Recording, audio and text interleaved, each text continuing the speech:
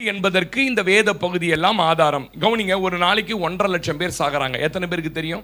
உலகம் முழுவதிலும் 1.5 லட்சம் பேர் சாகிறார்கள்.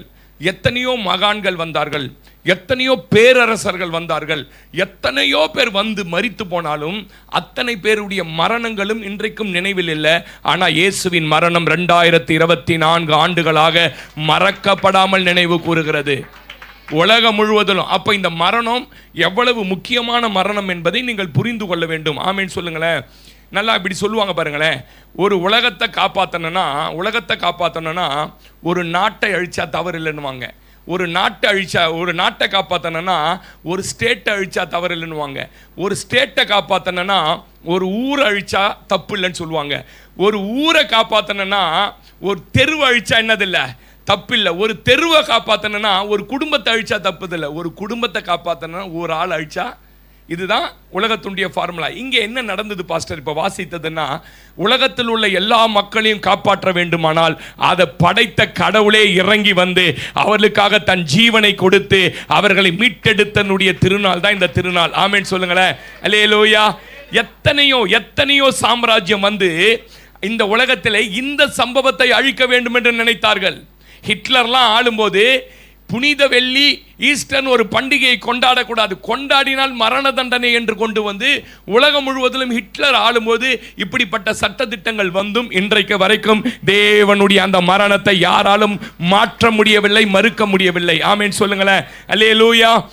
சிலுவை இப்படி சொல்றாங்க. ஒரு வேத பண்டிதர் சொல்றாரு, இந்த பக்கம் இருக்கிற மலைக உலகமா, இந்த உலகத்தின் ஆசீர்வாதங்களை எல்லாம் அனுபவிச்சுட்டு அந்த அந்த அந்த மலையிலேருந்து கீழே குதிச்சிங்கன்னா நேராக நெருப்பெறிகிற அக்கினிக்குள்ளே போய் சேர்ந்துருவோமா. அந்த பக்கம் சொர்க்கம் என்கிற ஒரு மலை இருக்கிறதாம். அந்த சொர்க்கம் என்கிற மலைக்கு போவதற்கு வழி எதுன்னு கேட்டிங்கன்னா சிலுவை தான். ஆமீன் சொல்லுங்க. இயேசு சிலுவையை இந்த மலைக்கு அந்த மலைக்கு நடுவில் போட்டுட்டாரு. யாரெல்லாம் அதை விசுவாசித்து அதை நடந்து வராங்களோ உலகத்தினுடைய பாவங்கள்லேருந்து அவங்க கீழே விழாமல் மேலே போய் அந்த சொர்க்கத்துக்கு போயிடுவாங்க. அந்த சிலுவையில் 2 கிராஸ் இருக்குது பாஸ்டர் சைடில். அது என்னன்னு கேட்டிங்கன்னா, இந்த போகிற சிலுவையின் பாதையில் வலதுபுறமாவது இடதுபுறமாவது திரும்பி எங்கன்னா தசை திரும்பினீங்கன்னா உள்ள விழுந்துருவீங்க. புரிஞ்சிடுச்சா நான் சொன்னது? புரியல நிறைய பேருக்கு. சிலுவை எப்படி இருக்குது? இப்படி இருக்குது சிலுவை. இதில் நேராக கத்தர் காட்டின வழியை போனீங்கன்னா சொர்க்கம் போயிடுவீங்க. லெஃப்ட் திரும்பலாமா, ரைட்டு திரும்பலாமா, சினிமாவுக்கு போகலாமா, கோயிலுக்கு போகலாமா, அங்கே போகலாமா, ஜாதகம் கேட்கலாமான்னு திரும்பினீங்கன்னா டொம்முன்னு உள்ள விழுந்துருவீங்க. எங்கே நரகத்துக்கு. ஆமேன்னு சொல்லுங்கள். எவ்வளவு வலிமையானது சிலுவை என்று நமக்கு நிறைய பேர் புரியலை. சரி, இந்த சம்பவத்துக்கு நான் வருகிறேன்.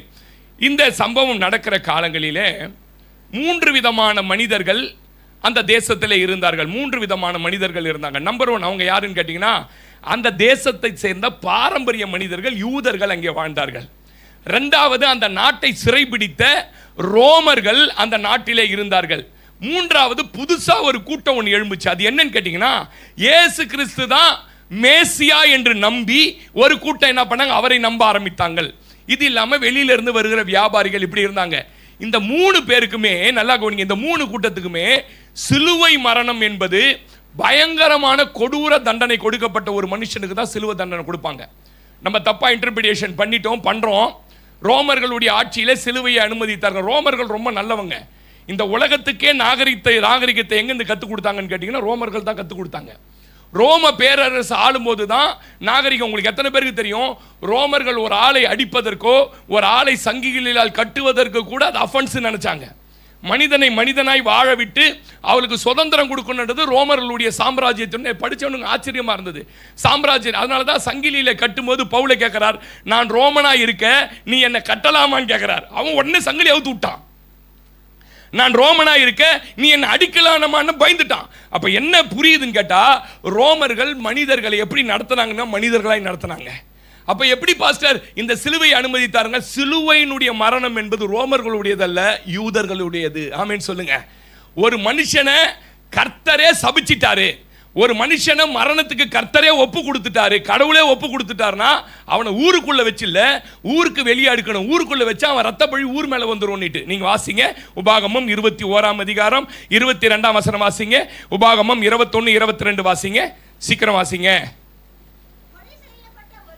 கொலை செய்யப்பட்ட ஒருவன் மேல் சாவுக்கு உண்டான பாத்திரம் உண்டா இருக்கும் போது அவனை கொலை செய்யும்படி மரத்திலே மரத்திலே அவனை தூக்கி போடுவாயானால் இரவிலே அவன் பிரேதம் மரத்திலே தொங்கலாகாது, அந்நாளில் தானே அதை அடக்கம் பண்ண வேண்டும். தூக்கி போடப்பட்டவன் யாரால சபிக்கப்பட்டவன்? தேவனே ஒரு மனுஷனை சபிச்சிட்டாருன்னு ஜனங்க நம்பினாதான் அவனை சிலுவை மரணத்துக்கு ஒப்பு கொடுப்பாங்க. நான் பேசுற ஆழம் உங்களுக்கு புரியணும். அவனை ஊருக்குள்ள தூக்கு போடக்கூடாது, ஊருக்கு வெளியே தூக்க போடணும். தூக்கு போடுவது மாத்திரமல்ல, அவனை மரத்திலே போடுவது மாத்திரமல்ல, அன்னைக்கு சாயங்காலத்திலே அவனை என்ன பண்ணிடணும்? நீங்க அடக்கம் பண்ணிடணும். அதனால தான் சீரேனே ஊரானாகிய சீமேயும் அந்த இன்னொருத்தவன் நிக்கோதேமும் போயிட்டு சாயங்காலத்தில் போய் அந்த பீலாத்தின் இடத்திலிருந்து அந்த சரீரத்தை வாங்கி வந்து சொந்த கல்லறையில் வைத்தாங்க. நல்லா நான் பேசுறதை கவனிக்கணும். ஜனங்கள் இயேசுவை எப்படி நினைச்சாங்க தெரியுமா? இவர் ஒரு சாபம் பிடித்தவர், எங்க தேவாலயத்தில் இடிக்கின்றாரு, பிதாவே கிடையாது நான் தான் வந்துட்டேன்னு சொல்றாருன்னு சொல்லி தேவனால் சபிக்கப்பட்ட ஒரு மனுஷனை போல இயேசுவை பார்த்தார்கள். ரோமர்கள் அவர்களை சிலுவையில் அறையில. நல்லா புரியணும், சிலுவையில் அறைந்தது யூதர்கள் அறைஞ்சாங்க. தன் சொந்த ஜனத்தால் என்ன பண்ணாங்கன்னு கேட்டீங்கன்னா அவர் அடிக்கப்பட்டார். ஆமென் சொல்லுங்க, அல்லேலூயா. தேவனே சபித்து சாவுக்கு பாத்திரவான்கள் தான் மரத்திலே தூக்கி கொலை செய்வார்கள். சிலுவை மரணம் கொடூர செயலாக அந்த நாளிலே பார்க்கப்பட்டது. இந்த ரெண்டு கல்லர்கள் என்னன்னு கேட்டீங்கன்னா ஜனங்களுடைய சொத்துக்களை கொள்ளையாடினதுனால, தன் சொந்த ஜனத்துக்கிட்ட இருந்தே அவன் அபகரிச்சதுனால இவர்களும் தேவனால் சபிக்கப்பட்டவர்கள் என்று முத்திரை கொடுக்கப்பட்டு அவர்களும் அங்கே கொலை செய்யப்பட்டார்கள். ஆமென் சொல்லுங்க. அப்ப நல்லா கவனிங்க, நம்முடைய வாழ்க்கையில இவர் என்னங்க சாபம், இவர் மேல என்னங்க இருக்குது, இவர் என்னங்க தப்பு பண்ணாரு, இவர் என்னங்க தண்டனை அனுபவிக்க வேண்டி இருக்குது? நம்முடைய பாடுகளுக்காக அவர் தண்டனை அனுபவித்தார், நம்முடைய அக்கிரமத்திற்காக தண்டனை அனுபவித்தார். வாசிங்க ஏசாயா 53:5 வாசிங்க. ஏசாயா 53:5 வாசிங்க. ஏசாயா 53:5. நம்முடைய மீறுதல்கள் நிமித்தம் அவர் காயப்பட்டு, நம்முடைய அக்கிரமங்கள் நிமித்தம் அவர் நொறுக்கப்பட்டார், நமக்கு சமாதானம் உண்டாக்கும்படி ஆக்கினை அவர் மேல் வந்தது. அல்லேலூயா. நான் ஒருத்தரை சந்திச்சேன் பாருங்களேன். அவரை சந்திச்சு பேசிட்டு இருந்தேன். எப்படியா இருக்கிறீங்க? வயசானவர், கொஞ்சம் வயசானவர். அவர் திருநெல்வேலி மாவட்டத்தை சேர்ந்தவர். அவர் சொன்னார், பிரதர் எப்படி இருக்க, ஊழி அப்படி போயிட்டு அப்படி பேசிட்டே இருக்கும்போது தாண்டி தாண்டி தாண்டி ஒரு பாவத்துக்குள்ள பாவ வாழ்க்கை பற்றி பேச வந்துட்டோம். இப்படி இருக்குது உலகம், அப்படி இருக்கு. அவர் சொன்னார் பாருங்களேன், என்ன சொன்னார் கேட்டிங்கன்னா, சின்ன வயசுலேருந்து நான் சர்ச்சிலேயே வளர்றேன்யா, சின்ன வயசுலேருந்து ஆண்டவரை நம்புறேன்யா, நான் ஒரு பாவமும் செஞ்சதில்லைன்னு சொன்னார். ஒரு பாவம் கூட நான் என்ன பண்ணதில்லை, செஞ்சதே இல்லை. எனக்கு ரொம்ப ஆச்சரியமாக இருந்தது. பொய் சொன்னதில்லைன்றாரு, திருடினதில்லைன்றாரு. அப்போ ஆண்டவரே, இவர் எப்படி ஆண்டவரே, இவருக்காகவும் நீங்கள் வந்து சிலுவையில் சிந்தனை ரத்தம் சிந்தி வரை மீட்டெடுத்துன்றீங்களே, இவர் எதுவுமே செய்யலைன்றாரு போது ஆண்டவர் ஒரு வசனத்தை எனக்கு கொடுத்தார். நம்முடைய ஜெராக்ஸ் அங்கே இருக்குது பாருங்களேன், ஜெராக்ஸ் தீத்து 3:3 வாசிங்க. தீத்து 3:3. நம்ம இன்னைக்கு சொல்லலாம், நான் ஒன்றும் பெருசாக பாவம்லாம் செஞ்சதில்லை பாஸ்டர், எனக்காக ஏன் பாஸ்டர் அவர் மறிக்கணும் அப்படின்னு நீங்க சொன்னீங்கன்னா தீத்து 3:3 வாசிங்க. ஏனெனில் நாம் முற்காலத்திலே புத்தியினரும் கீழ்ப்படியாதவர்களும் வழி தப்பி நடக்கிறவர்களும் பலவித இச்சைகளுக்கும் இன்பங்களுக்கும். ரஜினிகாந்த் ரசிகர் யாருன்னா இங்க இருக்கிறீங்க? கமல் ரசிகர் ரஜினி இந்த கை தூக்கி காட்டுங்க. இல்ல அஜித் ரசிகர் இந்த தைக்க. இப்ப இல்லைங்க, பாஸ்ட் லைஃப் கேட்கறேன். அதுதான் இச்சை. நான்லாம் ரஜினி மாதிரி எங்க பாருங்க, இந்த பக்கம் 2 பக்கம் பிளேட் எடுத்து வலிச்சு பாருங்க. சின்ன வயசுல இப்படி முடி விட்டு பாருங்க. ஃபர்ஸ்ட் சினிமா பார்த்தா தான் எனக்கு என்ன வரும், அடிச்சு புச்சி போய் பார்த்துரும் பாருங்க. அதான் சொல்றாரு அவர், இச்சைகளுக்கு அடிமையா இருந்தோம். நகை ஒரு இச்சை, அடிமையா இருந்தோம். ஆமேன்னு சொல்லுங்களேன். இந்த சுடிதார் இந்த கலர் போட்ட அது ஒரு அடிமை. ஆமேன்னு சொல்லுங்க. அதை தான் இங்க சொல்றார், பலவித இச்சைகளுக்கு அடிமையா இருந்தோம். வாசிங்க. துர்குணத்தோடும். துர்குணம் என்ன சிஸ்டர்? யாராவது நல்லா படிச்சுட்டா நம்மளுக்கு பிடிக்காது, யாராவது நல்லா வீடு கட்டானா நம்மளுக்கு பிடிக்காது, எவனா நல்ல ட்ரெஸ் எடுத்துட்டு போட்டு வந்துட்டானா பிடிக்காது. எப்படியாவது அன்னைக்கு அது அழுக்காய்க்கணும் பார்ப்பாரு. ஸ்கூல்ல நைஸா அவன் போகும்போது இங்கே எடுத்து பின்னாடி அடிச்சுட்டு போயிடுவேன். நான் பயங்கர ஸ்கூல்ல போய் இப்போ கூட என் பேரை கேட்டிங்கன்னா ரெக்கார்டில் இருக்குது, கேடி லிஸ்ட்ல. அப்படி இங்கத்து இப்படி இப்படி எக்ஸ் மாதிரி அடிச்சுட்டு போயிடுவோம் பாருங்க. அவன் போய் வீட்டில் பார்த்துனே இருப்பான். யூனிஃபார்ம்ல அந்த காலத்தில் காக்கி டவுசரு வெள்ளை. அதுதான் நம்ம புத்தின்றார். அந்த புத்தி தான் இங்க சொல்றாரு. வாசிங்க. எப்படிமா பண்ணா இப்ப சொல்லுங்க, யாருன்னா நம்ம பாவம் பண்ணலன்னு இருக்கீங்களா? நம்ம ஜெராக்ஸை இப்ப காட்டினேன் நான் அப்படியே ஜெராக்ஸ் காப்பி. ஜீவனம் பண்ணினோம், பகைக்கப்படத்தக்கவர்களும் இருந்தோம், தேவனுடைய தயவும் போது நம்முடைய செய்த நீதியின் கிரிகளின் நிமித்தம் அவர் நம்மளை ரட்சிக்காமல் மறு ஜென்ம முழுக்கினாலே அல்லேலூயா. எத்தனை பேர் நம்புறீங்க? இவ்வளவு மோசமா இருந்த ஒரு ஆளை இவ்வளவு அழகா ரட்சித்துட்டார். ஆமென்னு சொல்ல மாட்டீங்க நீங்க. 1 பேதுரு 4:3 வாசிமா. 1 பேதுரு 4:3 வாசி. 1 பேதுரு 4:3. சென்ற வாழ்நாள் காலத்திலே புறஜாதிகளுடைய இஷ்டத்தின்படி நாம் நடந்து போதும், அப்பொழுது நாம் காம விகாரத்தையும்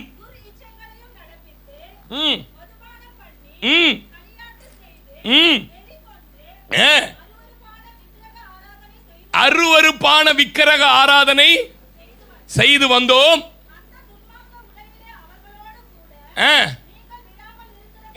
போதும் மகளே. எப்படி இருந்தோமா?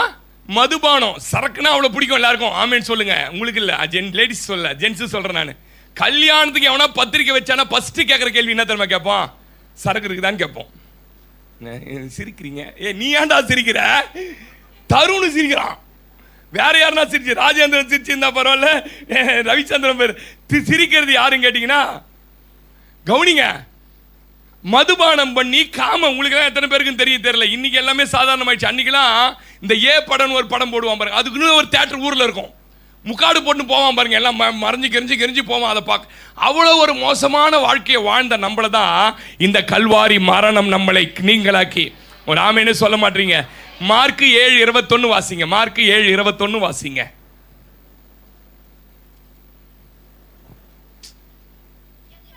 எப்படி எனில் நம்ம மனசுக்குள்ள என்ன இருக்குதா? மனசுக்குள்ள என்ன இருந்துதான் இருக்குதா? முதல்ல என்ன இருந்தது?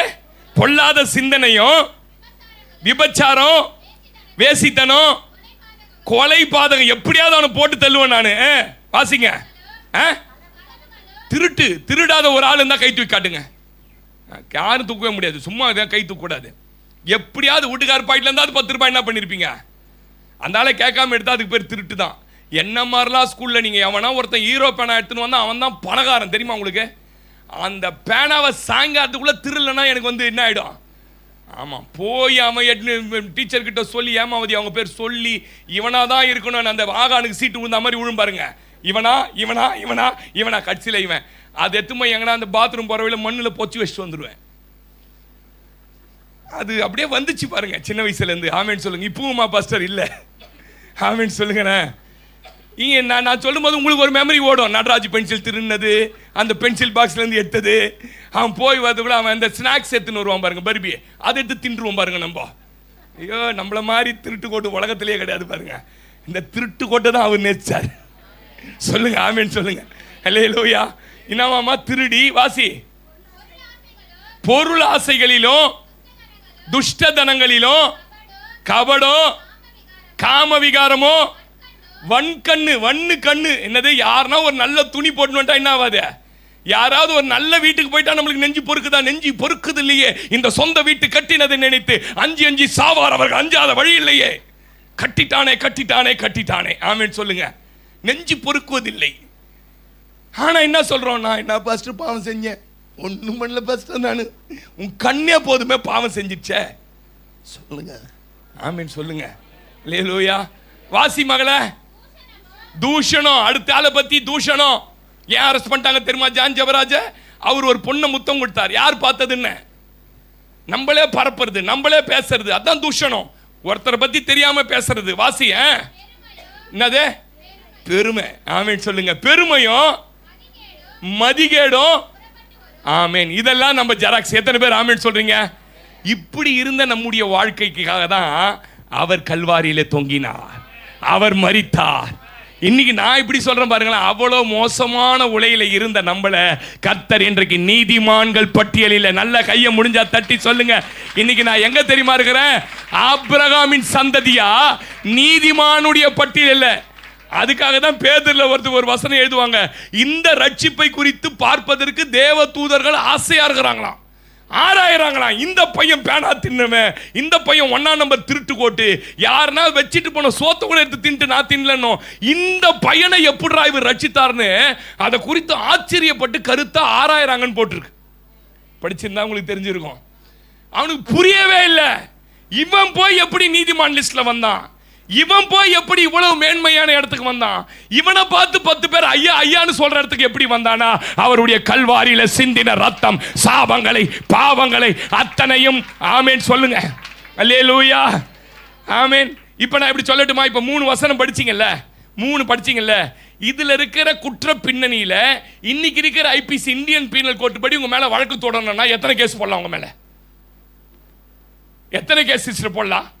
உங்களுக்கு தெரியுமா நியூசன்ஸ் என்ன தெரியுமா? நீங்க பஸ் ஸ்டாண்ட்ல நிக்கிறீங்க, பக்கத்தில் நின்று ரொம்ப சத்தமா பேசி உங்களுக்கு டிஸ்டர்ப் பண்றேன், ரொம்ப சத்தமா பேசி டிஸ்டர்ப் பண்ணி நான் போய் போலீஸ் ஸ்டேஷன்ல இந்த பக்கத்தில் நிக்கிற இந்த ராஜன் வந்து ரொம்ப என்ன டிஸ்டர்ப் பண்றானே, இவர் மேல ஒரு நியூசன்ஸ் கேஸ் போட்டு ஒரு செக்ஷன் போட்டு இவருக்கு ஃபைன் போட்டுருவாங்க. சாதாரணமாக நான் நியூசன்ஸ் பண்ணாலே கேஸ். இப்போ நம்ம படித்தது மேலாம் நம்ம மேலே ஒரு கேஸை போடுறான்னு வச்சுக்கோங்களேன்.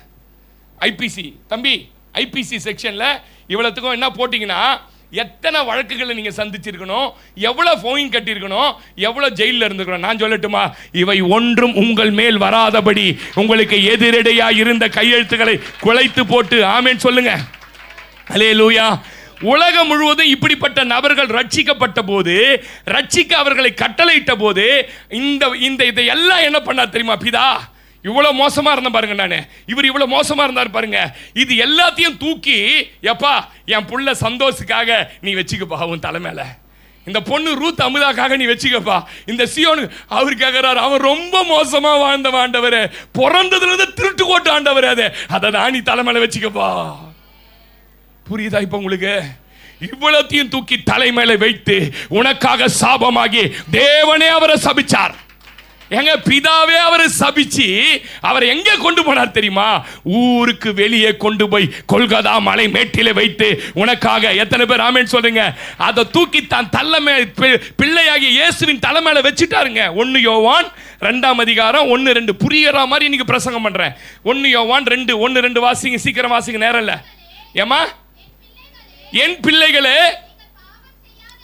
நீங்கள் இனிமே பாவம் செய்யாதபடிக்கு இவைகளை உங்களுக்கு எழுதுகிறேன். ஒருவன் பாவம் செய்கிறவனானால் நீதிபரராகிய இயேசு கிறிஸ்து பிதாவினிடத்தில் பரிந்து பேசுகிறவராய் இருக்கிறார். நம்முடைய பாவங்களை நிவர்த்தி செய்கிற கிருபாதார பலி அவரே. நம்முடைய பாவங்களை மாத்திரமல்ல, கையை தட்டி சொல்லு, சர்வலோகத்தின் உன் பாவத்தை எது நிவர்த்தி செஞ்சது தெரியுமா?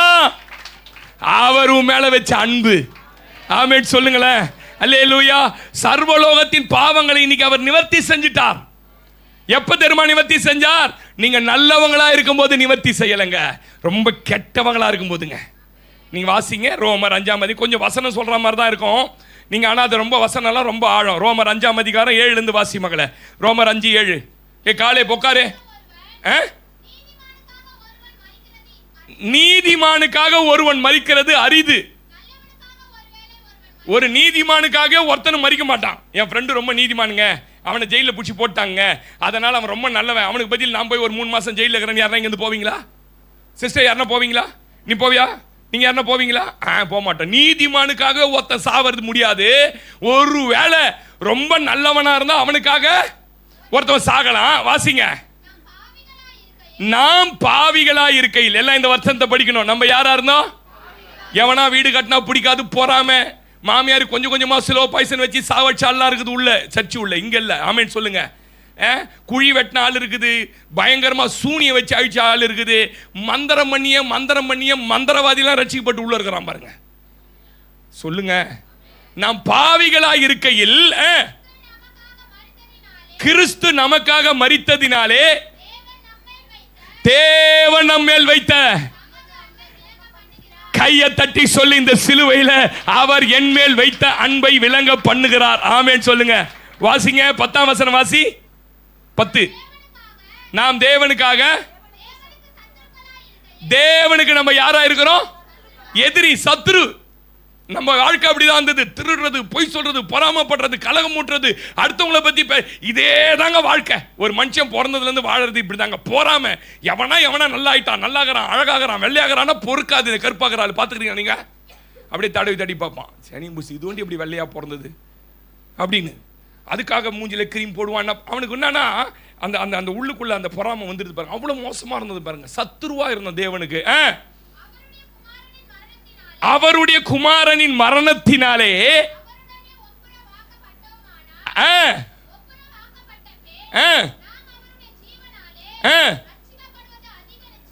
அல்லேலூயா.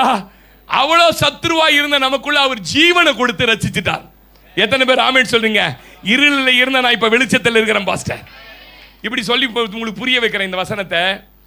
ஊர்ல ஒரு கொடூர மனிதன் சின்ன பிள்ளைங்களை கற்பழிச்சு கொலை பண்ணி அநியாயமான வாழ்க்கை வாழ்ந்த ஒரு மனுஷனோட வீடு இருக்குது.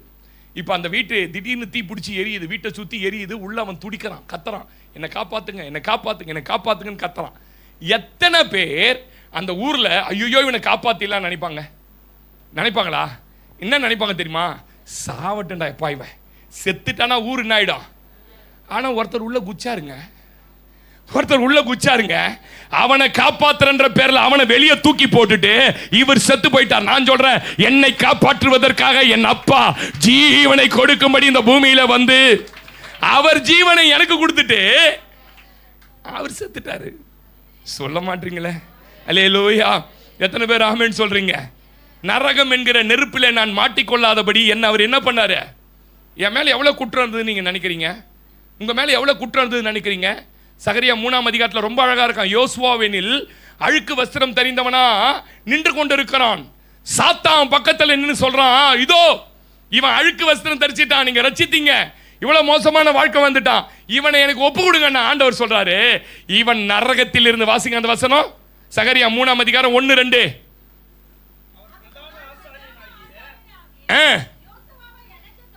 யோசுவாவை எனக்கு காண்பித்தார்.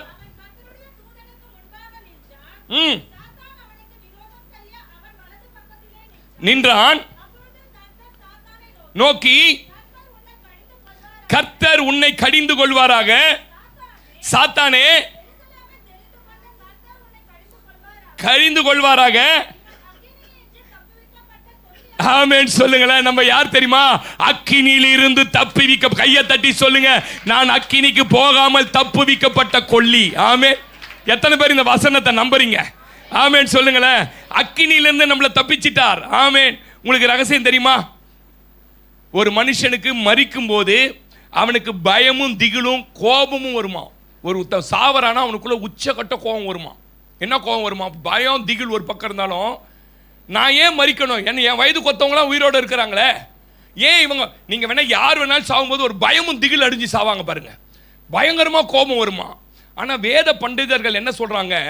இயேசுவுக்காக சிலுவை ஆயத்தம் பண்ணின போது இயேசுவை கொண்டு போய் அந்த சிலுவையில் அவங்க விடலையா, அவராக தானாகவே போய் அந்த சிலுவையில் படுத்து கொண்டார். நான் இப்படி சொல்லட்டுமா? இயேசை யாருமே கொல்லலைங்க, அவரே நமக்காக ஜீவனை கொடுத்தார். அந்த சிலுவை அவர் பிரியமா ஏத்துக்கினார். எத்தனை பேர் நம்புறீங்க?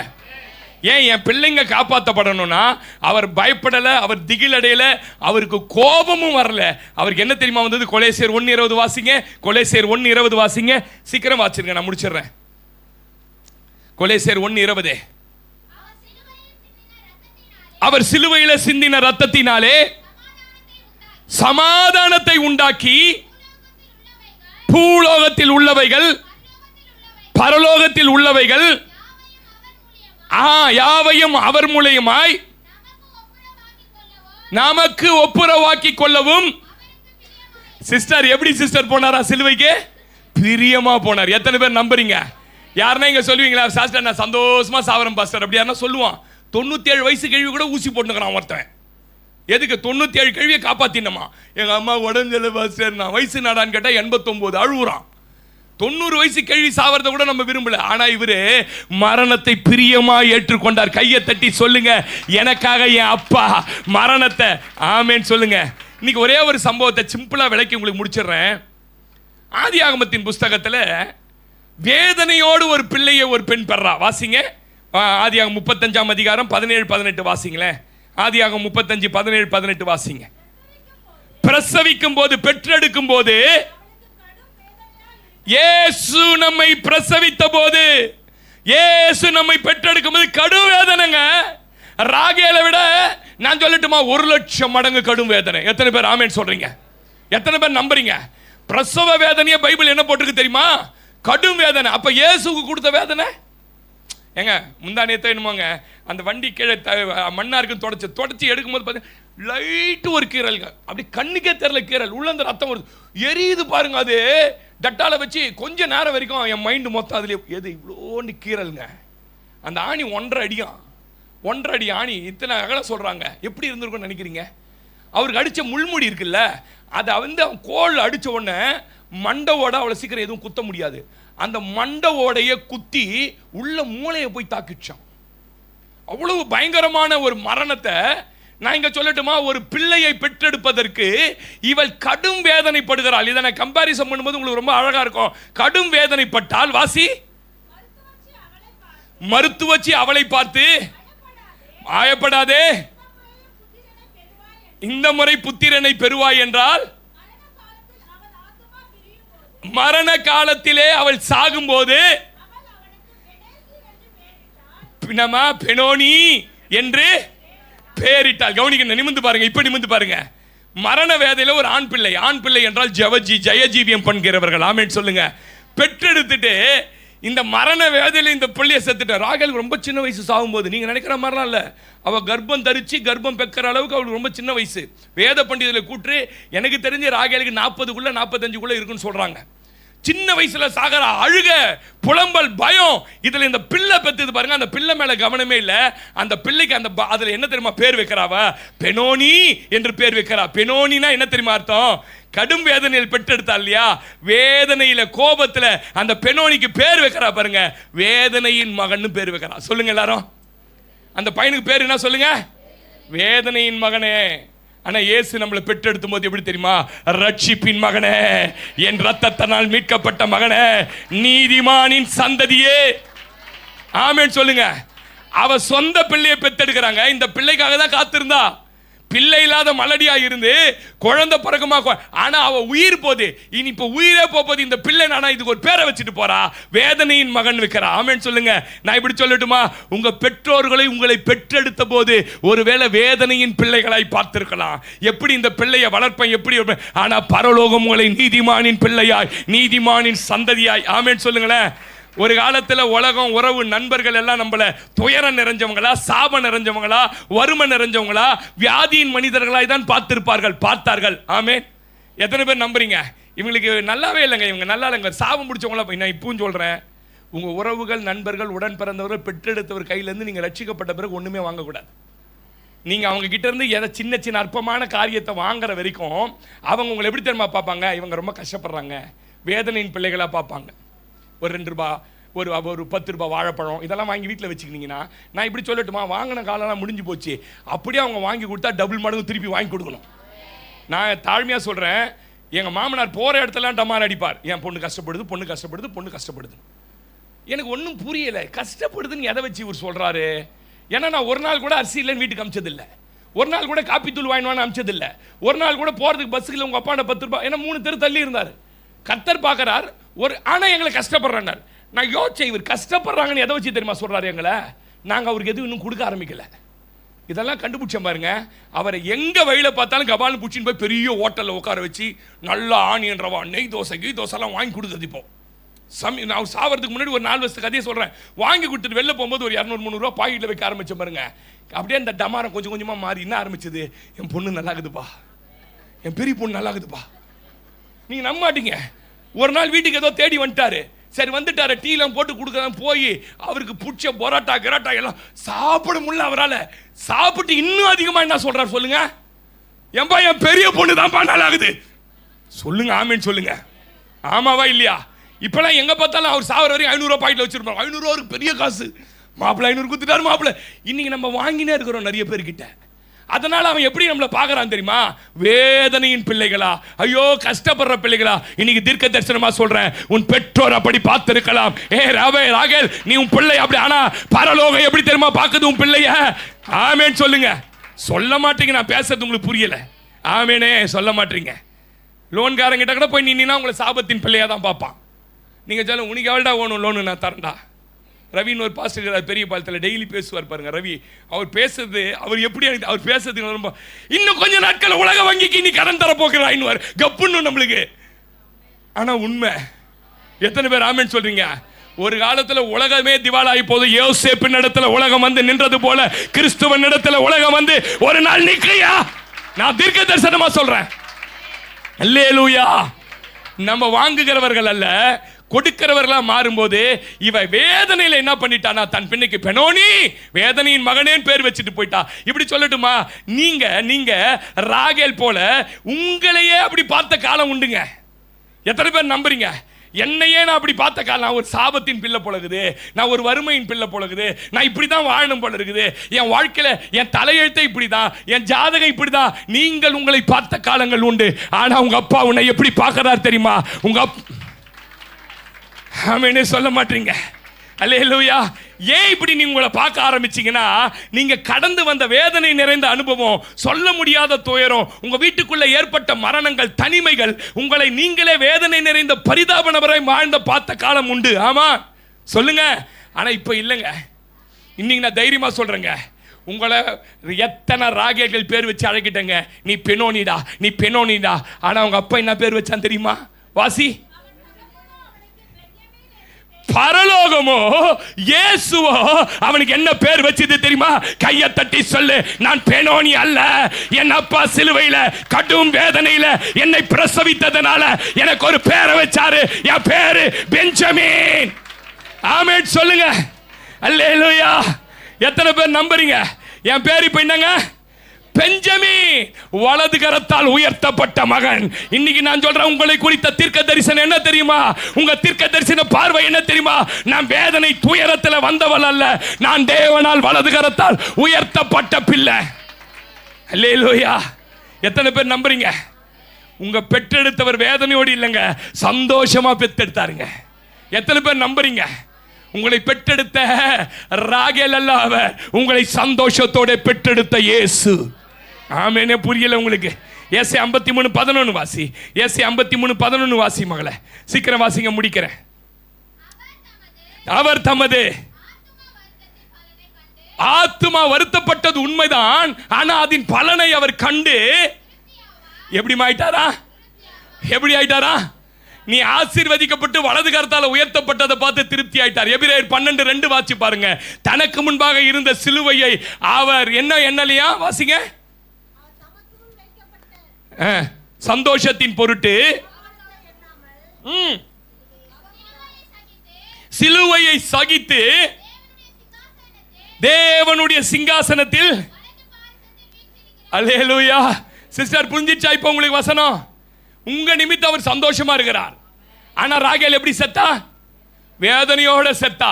இயேசு எப்படி செத்தார் தெரியுமா? சந்தோஷமாய் செத்தார். ஏன் தெரியுமா? நான் மரித்ததால என் பிள்ளைய வலது கரத்தில் உயர்த்தி வைத்துட்டேன். எத்தனை பேர் உண்மையா சொல்றீங்க? நான் ரட்சிக்கப்பட்டதால் தான் ஏன் நல்லா இருக்கிறேன். இன்னைக்கு முகம், இந்த அமுதா சிஸ்டர் ஒரு 3-4 முகத்தெல்லாம் பார்க்குறேன் பாருங்க, அப்படியே தேவ தூதர் முகம் மாதிரி, ஸ்தேவான் முகம் மாதிரி பிரகாசிக்குது. ஆனா இதே மூஞ்சி 5 வருஷத்துக்கு முன்ன பார்த்தீங்கன்னா இருளடைந்து பாழடைந்த வீடு கட்டடம் மாதிரி. அவங்கள மட்டும் சொல்லுங்க, இங்க இருக்கிற பல பேரை சொல்றேங்க. ஆனா இன்னைக்கு முகத்துல ஒரு ஒளி. ஏன்? ஆரோனுடைய தலையில் ஊற்றப்பட்டு அவனுடைய முகத்தில் வடிகிறதும் அவன் தாடியில் வழிகிறதுமான அந்த நல்ல எர்மோன் தைலத்தை கர்த்தர் நம்ம மேல ஊத்தி. ஐரா பாஸ்டர் நீங்கன்னு கேட்குறாங்க என்ன பார்த்தா. ஐரா நீங்க அப்படின்னு கேட்குறாங்க. நான் ஏன்டா ஐரு தயிர் இல்லை, உங்களை பார்த்தா ஐரு மாதிரியே இருக்கிறீங்கன்றான். என்னவா இருக்கிறீங்க? அடப்பாவி. நான் நினச்சி ஆமென் சொல்லுங்க. எப்படி இந்த முகப்பிரகாசம் பாஸ்டர்? பேரன் லவ்லி உமன்ஸ்லாம் போடுறாங்களா, அது போடுறீங்களா? இல்லை மென்ஸ் போடுறாங்க. பேரன் ஆன்சம் போடுறேன். ஒரு ஆன்சம் இல்லை, கர்த்தர் தான் ஆன்சம். ஆமென் சொல்லுங்க. எங்க இருந்தது? என்னை சிலுவையில உயர்த்தப்பட்ட மகனாய் பெற்றெடுத்தார். என்னை பார்க்கும்போது எப்படி பார்த்தார் தெரியுமா? வேதனையின் பிள்ளை இவன் பார்க்கல, என்ன வலது கரத்தில் உயர்த்தப்பட்ட பிள்ளை. அல்லேலூயா. உங்களை குறித்த உங்க பார்வை இன்னைக்கு முதல்ல மாறணுங்க. இது தீர்க்க தரிசனமா பேசுறேன், நீங்க மாத்தி பாருங்க. ஆமென். பாருங்க, உங்களை பத்தி யார் வேணா, உங்க மனைவி உங்களை குற்றம் சாட்டட்டும், உங்க நண்பர் குற்றம் சாட்டட்டும், யார் உங்களை குற்றம் சாட்டினாலும் ஒண்ணு சொல்லுங்க, எனக்காக ஒருத்தர் மரித்தார், மரித்தவர் என்ன வேதனையோடு மரிக்க பண்ணல, என்ன வலது காலத்தில் பிள்ளையாய் பார்த்தார். யாபேச பத்தி ஊரே குற்றம் சாட்டுதுங்க. அவங்க அம்மாவே சொல்றா, நீலாம் ராசி இல்லா புள்ளடா, நீ பிறந்த நேரம் தானே உங்க அப்பா செத்து போயிட்டான்னு. ஆனா அந்த மனுஷன் அதை காதலே வாங்கல. அவன் ஒண்ணு பார்த்தா, நான் என் தேவனால உயர்த்தப்பட்டவனாய், என் தேவனால ஆசீர்வதிக்கப்பட்டவனாய் இருப்பேன். உங்களை குறித்த முதல்ல பார்வை இன்னைக்கு என்ன தெரியுமா செய்தி? உங்களை பத்தி ஊர் என்ன ஒன்னாலும் சொல்லிட்டோம். உங்களுக்கு ஊர்ல எல்லாம் ஒரு பட்ட பேர் வச்சிருப்பாங்க தெரியுமா? எத்தனை பேர் வச்சு? உங்களுக்குலாம் இல்லையா பட்ட பேர்? இல்லையா? அந்த காலத்தில் வைப்பாங்க. அந்த காலத்தில் வாழ்ந்த எல்லாருக்குமே ஒரு பேர் வைப்பாங்க. வாயாடினா வாயாடின்வாங்க அப்படின்னு வைப்பாங்க பாருங்க. என்ன வேணாலும் பட்ட பேர் வச்சிருக்கிட்டங்க. ஆனால் பரலோகத்தில் சிலுவையில் உனக்காய் ஜீவனை தந்த தேவன் சொல்றார், என் வலது கரத்தால உயர்த்தப்பட்ட மகளாய் உன்னை பார்க்கிறேன். ஆமென்னு சொல்ல மாட்டீங்க. கலாத்தியர் 3:3-14 வாசி பாருங்க. ஆபிரகாமுக்கு உண்டான ஆசீர்வாதம் எல்லாம் உங்க மேல வச்சு உங்களை ஆபிரகாமின் வாரிசின் பிள்ளையா கர்த்தர் பார்க்கிறார். எத்தனை பேர் நம்புறீங்க? 2 கொரிந்தியர் 8:9 வாசி பாருங்க. நான் உனக்கு எதுக்கு தரித்திரரா மாறின தெரியுமா? உன்னை ஐஸ்வர்யவானா கர்த்தர் பார்க்கிறார். எத்தனை ஆசீர்வதிக்கப்பட்டவனா பார்க்கிறாரு. ரெண்டாவது எப்படி பார்க்கிறாரு? நீங்க எப்படி பார்க்கறீங்க தெரியுமா? யாருன்னா பகோடா 10 ரூபாய்க்கு வாங்கி வந்து கொடுப்பானா? அதை வச்சு பழுத்த துண்ணுலாமா? அவன் பகோடா உங்களுக்கு வாங்கி வந்து கொடுக்குற வரைக்கும் உங்களை வேதனையின் பிள்ளையா தான் பார்ப்பான். நான் பேசுறது புரியுதா? இவர்கிட்ட 500 கேட்டுலாமா, 2000 கேட்டுலாமா? கேட்டா கொடுப்பாரா, கொடுக்க மாட்டாரா? இப்படியே உள்ள நீங்க. நான் இப்படி சொல்றேன், நீங்கள் ஐஸ்வர்யவானாகும்படி அவர் சிலுவையில் மரிச்சிட்டார். ஆபிரகாமின் சந்ததி. இப்ப ஆபிரகாமுடைய பையனா நீங்க இருந்தீங்கன்னா, பொண்ணா நீங்க இருந்தீங்கன்னா யாருக்குன்னா கடன் காப்பீங்க? நல்லா கவனிங்க. பண விஷயத்துல மாத்திரம் எப்பயுமே நீங்க தேவனை சார்ந்து வாழ கத்துக்கிட்டா அற்புத கதவை திறப்பார். பயங்கரமா வாசல் திறப்பாருங்க. இன்னைய வரைக்கும் இங்க நின்று பிரசங்கம் பண்றேன். கர்த்தர் அறிவார். என் கூட இருக்கிறவங்க ஒருத்தர்கிட்டையும் என் தேவைகளை சொல்லி நான் பணம் கேட்டதே இல்லை. எத்தனை லட்சமா இருந்தாலும், எத்தனை ஆயிரமா இருந்தாலும் என்னை கர்த்தர் விசுவாசத்தின் பாதையில நடத்துகிறதை நான் அறிந்திருக்கிறேன். எப்படி பாஸ்டர்? அதுதான் விசுவாசம். அல்லேலூயா. நான் யார் தெரியுமா? சாபமா எனக்காக ஒருத்தர் மரிச்சு என்னை ஐஸ்வர்யவனா மாத்திட்டார். ஆபிரகாமுடைய சந்ததி லிஸ்ட்ல கொண்டு வந்து என்ன சேர்த்துட்டாரு. இனிமே நான் எங்க வேதனையின் மகனா என்ன பார்க்கணும்? வேதனையின் மகனா எங்க அவனை பார்க்க விடணும்? யாருன்னா போய் 10 பேர் சாப்பிட்ற இடத்துல அவன் சாப்பிட்டு வரதுக்குள்ள நீ பில்லை கொடுத்துட்டு நீ வெளில சைலண்டா வந்து நில்லு. நம்மள ஹோட்டலுக்கு கூட்டு போன பில்லு இல்ல சார் கொடுத்துட்டாங்க சார் சொல்லுவோம். யார் கொடுத்தது? சந்தோஷ் கொடுத்தாரு. அவன் வேதனையின் மகனாய் அல்ல, ஆசீர்வதிக்கப்பட்ட மகனாய் என்ன பார்ப்பான். ஆமென் சொல்லுங்க. நம்ம என்ன பண்றது? ஆத்தி டீ அவன் கொடுக்கட்டேன்னு சொல்லிட்டு கடைசி வரைக்கும் கொடுக்குறானா போனப்பா. எத்தனை கேஸ் அந்த மாதிரி இது தெரியுமா உங்களுக்கு? நடுக்குத்தில் ஒரு பாஸ் இருக்கிறான் பாருங்க. அவன் வீட்டு வேலைக்கு எங்களை கூப்பிடுவான். அவன் வீட்டுக்கு வேலைக்கு. ஆனால் ரிச்சி ஸ்ட்ரீட் வரையும் போயிட்டு நான் இது ஒன்று வாங்கினேன். சரி தம்பி அண்ணா ஸ்டேஷனுக்கு போயிட்டு தந்துடுறேன். ஸ்டேஷன் எங்கப்பா இருக்கிற? ஸ்டேஷனில் இருக்கிறேன். அண்ணா கிளம்ப லேட் ஆயிடுச்சு, ஒரு 4 ரிட்டர்ன் எடுத்துருங்கன்னுவான். யார் வீட்டு வேலைக்கு? நம்ம 4 ரிட்டர்ன் எடுக்கணும். 4 ரிட்டர்ன் எடுத்துட்டு மதியம் பசிக்க இல்லையா போனாங்க. அது ரிச்சி ஸ்ட்ரீட் சரவண பவன் தான் போவார். சரவண பவன் சாப்பிட்டு கீப்பிட்டு கரெக்டாக அந்த தயிர் போடும்போது ஃபோன் ஒரு எங்கேருந்து வருன்னே தெரியாது பாருங்க. அப்படியே பெசிஞ்சு அவன் சர்வர் தான் பில்லை வச்சு நிற்பான். நம்ம கொஞ்சம் இலகன மனசு பாருங்க. எப்பயுமே எங்கே போனாலும் பில் கொடுக்குற பழக்கம். வாங்கி என்ன பண்ண 700 ரூபாய் 800 கட்டி நீங்களா கொடுத்துட்டீங்க, ஏன்னா கொடுத்தீங்க? சரி வாங்க போலாம். அல்லேலூயா சொல்லுங்க. நான் பேசுறது புரியுதா உங்களுக்கு? உங்களை வேதனையின் மனகம் பிள்ளைகளா உலகம் பார்க்கறதுக்கு என்ன தெரியுமா காரணம்? நீங்க ஐஸ்வர்யவனை போல நடந்து கொள்வதில்லை. இன்னைக்கு கர்த்தருடைய நாமத்தில் தீர்க்க தரிசனமா இங்க இருக்கிற அத்தனை பேருக்கும் சொல்றேன், நீங்கள் யார் தெரியுமா? அவர் சிலுவையில தரித்திரராகி உங்களை ஐஸ்வர்யவனாய் மாற்றி உங்களை ஆபிரகாமுக்கு உண்டான ஆசீர்வாதங்கள் இயேசு கிறிஸ்துவின் மூலமாக புறஜாதி எல்லாருக்கும் வந்தது. அல்லேலூயா. சரித்திரத்தையே மாத்த போறீங்க. அல்லேலூயா.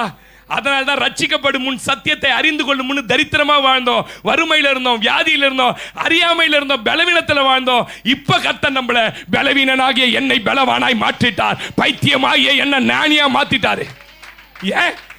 நானே வேதனையின் மகனா அவர் என் சாவுல பார்க்கல. அவர் மரணத்துல எப்படி பார்த்தா தெரியுமா? என்னால் வலதுகரத்தில் உயர்த்தப்பட்ட மகனாய். கிறிஸ்துவுக்குள்ள ஒருத்தன் வந்துட்டா புது சிருஷ்டி. பழசெல்லாம் என்ன ஆயிடுச்சு அவனுக்கு? ஒழிந்துட்டு. இவ்வளவு கஷ்டப்பட்டு அவர் கொடுத்த ரட்சிப்பை காத்துக்கொள்ளணும். அதுதான் சொல்லி முடிச்சிடுறேன். ரொம்ப கஷ்டப்பட்டு கொடுத்துருக்கார். சாதாரணமாக கொடுக்கல இந்த ரட்சிப்பு. இந்த ரட்சிப்பை குறித்து எபிரேயரின் புஸ்தகம் இப்போ 2ஆம் அதிகாரம் 4ஆம் வசனம் மட்டும் வாசிருங்க. எபிரேயர் 2:4 வாசிங்க. நான் முடிச்சிடுறேன். அடையாளங்களினாலோ சும்மா ரட்சிக்கல பிரதர். சும்மா இங்க வந்து சர்ச்சில் நீங்க உட்காந்துட்டீங்களா? அடையாளம். உங்க வாழ்க்கையில மார்க்கிங் கேட்டீங்க, நீங்க தான் வந்தது உண்மைதானா?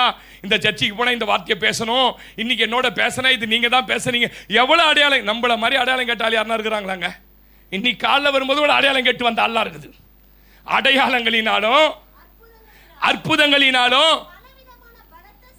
பலவித பலத்த செய்கையினாலும் தம்முடைய சித்தத்தின்படி பகிர்ந்து கொடுத்த தேவன் நம்ம அந்த ரட்சிப்பு என்ன பேர் வைக்கிறாரு? அளவே இல்லை. இவ்வளவு பெரிதான ரட்சிப்பை குறித்து நாம் நிறைய பேருக்கு இன்னைக்கு பாருங்க, சர்ச்சைக்கு வரல பாருங்க. இவங்களுக்கெல்லாம் என்ன விஷயம் கேட்டீங்கன்னா, இவங்களுக்கு ரட்சிப்பை விட வேலையை பத்தின கவலை, இவங்களுக்கு ரட்சிப்பை பட துட்டை பத்தி கவலை. அதான் இங்க சொல்றாரு, உன்னை சாதாரணமாயிட்டு வரலையா உள்ள, எனக்கு உனக்காக ஜீவனை கொடுத்து உனக்கு அடையாளத்தை காண்பிச்சு அற்புதத்தை காண்பிச்சு சிலருக்கு சபை உதவி செஞ்சு எப்படியோ நான் நயங்காட்டி உள்ள கூட்டு வந்து உட்கார வச்சுட்டேன். இவ்வளவு உனக்காக மகிமையா சேர்ந்த ரட்சிப்பை குறித்து என்னவா இருக்கக்கூடாது? இப்போ உடம்பு டாக்டர் ஒரு வாரமாக போயிட்டு வந்தேன் பாருங்க, எல்லாம் கரெக்டாகுதுன்னு சொல்லிச்சு அந்த பெண் லேடி டாக்டர். ஒன்று மோசமாகுது சார்னுச்சு, கெட்ட கொலஸ்ட்ரால் ரொம்ப ஹையாக இருக்குது உங்களுக்கு, அது இருந்தால் பட்டுன்னு அடிச்சிடும் சார்னு சொல்லிச்சு. சொன்னியே நல்லதா சொல்லி அனுப்பக்கூடாதா? எடுத்த 2000 ரூபாய் செலவுக்கு இது ஒரு சொல்லி அமைச்சு நைட்டுலேருந்து பயமாக நெஞ்சு ஒலிக்கிற மாதிரியே இருக்குது அது சொன்னதுலேருந்து. நான் பேசுறது ஒன்று புரியுதா? இப்போ எனக்கு கவலை எதை பிடிச்சிச்சு தெரியுமா? மீதி எல்லா பார்ட்டியும் விட்டுட்டேங்க. இப்போ இந்த கொலஸ்ட்ரால் எப்படி கம்மி பண்ணுறது, யூடியூப்பில் போய் கொள்ளு சாப்பிடு மொள்ளு சாப்பிடு என்னமோ வருதுங்க. கவலை எது மேலே வந்துச்சுன்னா, இந்த இந்த கொழுப்பை எப்படிடா குறைக்குது. இங்கே சொல்கிறாரு, உன் உடம்புக்கு ஒன்றுனா எவ்வளோ கவலைப்படுறல்ல, இப்படி படுற அப்படி படுற இப்படி ஆகிடுது. ஸ்கூலில் உன் குழந்தைங்களுக்கு எதனா ஒன்றுனா உன்னுடைய இது மொத்தம் கவனம் மொத்தம் பிள்ளை மேலே போயிடுது. ஏன் சிலதான் சொல்லட்டுமா, ஸ்கூலில் குழந்தை மார்க்கு குறைஞ்சி வீட்டுக்கு வந்துச்சுனாலே நம்மளுக்கு தாங்க முடியாது பாருங்க, ஃபுல்லாக அதுலேயே தான் போயிட மாட்டோம். அப்படியே பார்ப்போம், மார்க்கு குறைஞ்சி போச்சு, மார்க்கு கொஞ்சம் டியூஷன் அனுப்புகிறோம், ஒன்று அங்கே அனுப்புகிறோம், இங்கே அனுப்புகிறேன், இப்படி அனுப்புகிறேன், அப்படி அப்படியே புலம்பி அது ஒரு சண்டையாகவே ஆகிடும் வீட்டில். இதுலலாம் கவலைப்படுற நாம எதை பற்றி கவலைப்படாமல் இருக்கிறோமா? அவர் அவ்வளவு பயங்கரமாய் உனக்காக தியாகம் பண்ணி உன்னை சாதாரணமாக சபையில் கூட்டணும்ல, நீ ஒன்று சாதாரணமாக வந்துடுற ஆளும் கிடையாது. நீ அற்புதத்தினால அடையாளத்தினால உன்னை சந்தித்து ரட்சித்து இந்த ஆலயத்துக்கு கொண்டு வந்து உட்கார வைத்தார். இதை பற்றி நம்ம எப்படி இருக்கிறோமா? கவலை இல்லாமல் அதன் மகிமை இல்லாமல் இருக்கிறோம். இங்கே யாரையும் சொல்லலைங்க, இங்கே யாருமே அப்படி இல்லை. உங்களுக்கு தெரியும் ரட்சிப்பு எவ்வளோ விளையாட பெற்றதுன்னு. அல்லேலூயா. ஏன் நமக்கு தெரியல அது மகிமை. பசிக்குது, கவனிங்க முடிக்கிறேன், பசிக்குது, வரான், சோப்பு கூட பார்க்கறான், பார்த்த உடனே தான் யாருன்றதை மறந்துட்டான். ஆபிரகாம் என்கிற ஒரு விலையேற பெற்ற மனிதன் கர்த்தரோட நடந்து 100வது வயதில் ஒரு பிள்ளையை பெற்றெடுத்து அந்த பிள்ளைக்கு பிறந்த பிள்ளை தான் இவன் மூத்தவன். இப்ப எவ்வளவு ஒரு மகிமையான ஒரு குடும்பம். மூத்த பிள்ளைங்க ஆபிரகாமுடைய டைரக்ட் பேரங்க. எப்படி இருக்கணும்? செவப்பு கூழ் காடாப்பா அவனை ஆசைப்பட்ட. நல்லா கவனிங்க, நான் இதான் ஸ்டைல். இங்க பாருங்க, என்னடா கூழ், சேஷ்ட ஆபிரகாம் போய் கூட பசிக்குது, சாப்பிட்டான், கூழ் கொண்டான தூக்கி போட்டான், போய்கிட்டான். இன்னைக்கு நம்பாளுங்க அப்படிதான். சர்ச்சா அதெல்லாம் அங்கே தான் சார் இருக்கும், பாஸ்டரா அவர் அங்கே தான் சார் இருப்பார், போன் பண்ணா எடுப்பாரு. ஏன் இன்னைக்கு புனித வெள்ளி ஆட தூக்கி போட்டு போங்க சார், ஞாயிற்றுக்கிழமை மாற ஆட தூக்கி போட்டு போங்க சார். ஏமா உனக்கு ஜீவனை கொடுத்து வேலை கொடுத்து இன்னைக்கு நல்லா இருக்கு ஆட சார், அதெல்லாம் என் திறமை இல்லை சார். இன்னைக்கு ஏகப்பட்ட பேரு இந்த ரட்சிப்பை குறித்து கவலையே இல்லை. ஆமீனே சொல்ல மாட்டீங்க. ஆமீன் சொன்னா உங்களுக்கு ஆமீன். எல்லாத்துக்கும் கவலை கொள்றேங்க. ஒரு மனுஷனுக்கு ரட்சிப்பை பத்தி கவலை இல்லைன்றது 3 அடையாளம் சொல்லி முடிச்சிடுறேன். தினமும் தேவனோடு உள்ள ஐக்கியம் அவனுக்கு குறைய ஆரம்பிச்சிடும். ஜெபம், வேத வாசிப்பு, உபவாசம் இதெல்லாம் குறைஞ்சிரும், இதெல்லாம் குறைய ஆரம்பிச்சிடும்.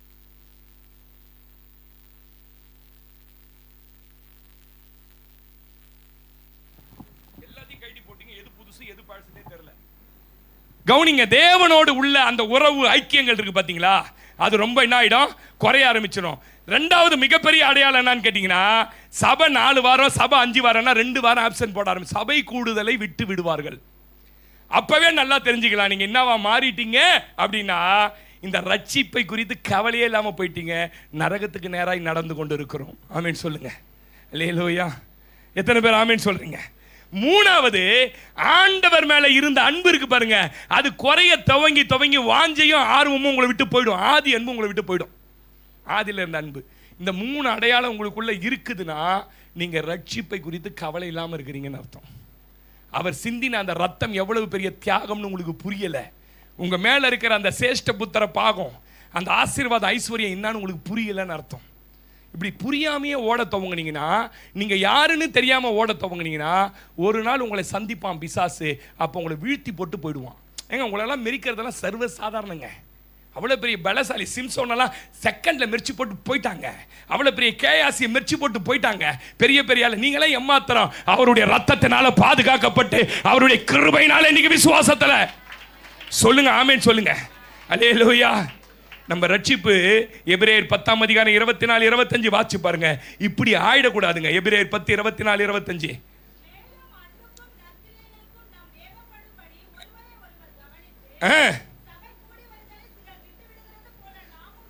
விட்டுவிடாமல் ஒருவருக்கு ஒருவர் புத்தி சொல்ல கடவோம். எவ்வளவாய் பார்க்கிறீர்களோ அவ்வளவாய் புத்தி சொல்ல கடவோம். சத்தியத்தை அறிவும் அடைந்த பின்பு இந்த சர்ச்சைக்கு வராம நின்று டெய்லி ஜெபிக்காம நிக்க ஆரம்பிக்கும் போது ஆட்டோமேட்டிக்கா உங்களுக்குள்ள பாவம் வர ஆரம்பிச்சிடும். சத்தியம் தெரிஞ்சிருக்குது, ஆனா மனப்பூர்வமா டிவி பார்க்கறேன், மனப்பூர்வமா யூடியூப்ல உட்காந்து பாட்டு கேட்கறேன். ஏன் குறைஞ்சது? உன் மேல இருக்க ரட்சிப்பு உனக்கு புரியல, உன் அபிஷேகம் உனக்கு தெரியல, நீங்க யாருன்னே புரிஞ்சுக்கல. இது வரைக்கும் உன்னை வேதனையின் மகனா எல்லாம் பார்த்தாங்க. உன்னை பெற்றெடுத்த தாய் உன் நண்பர்கள் எல்லாம் வேதனையின் பிள்ளைகளை பார்த்தாங்க. பரலோகத்தின் தேவனாகிய அந்த தேவன் உன்னை வலது கரத்தில் உயர்த்தப்பட்ட மகனாய் பார்த்தார்னு உனக்கு புரியல. இப்ப என்னவாயிட்டோம்? மனப்பூர்வமாய் வாசி மகள.